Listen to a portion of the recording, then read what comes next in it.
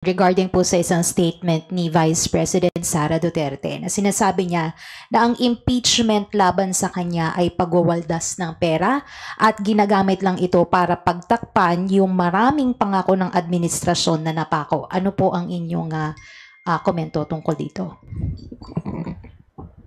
Kung pagwawaldas lang dan, di ba, hindi siguro ang Vice Presidente ang tamang tao para mag-correct ng pagwawaldas. Hindi ko kami ang nakaubos ng 125 million in 8 days or 9 days. But that being the case, no, I don't think that procedures such as impeachment are actually pagwawaldas in a sense. Ito po ay mekanismo na nasa saligang batas. Kasama po ito sa pagiging isang matatag na demokrasya. Ang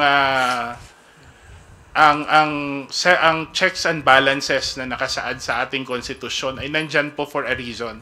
And exactly for reasons like this, kung saan naghahanap tayo ng accountability mula sa pinakamatataas na halal na pinuno ng ating bansa.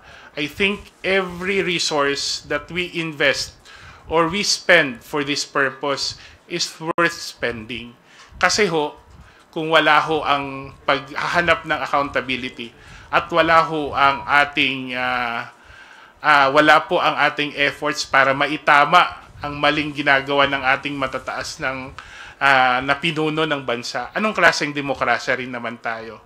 Nangyari na po itong impeachment processes even in the past. Kay Justice Corona, I remember kay President Erap, tapos si Justice Davide, maraming pangyayari. Are we to say na pagwawaldas din yun ng pera ng taong bayan?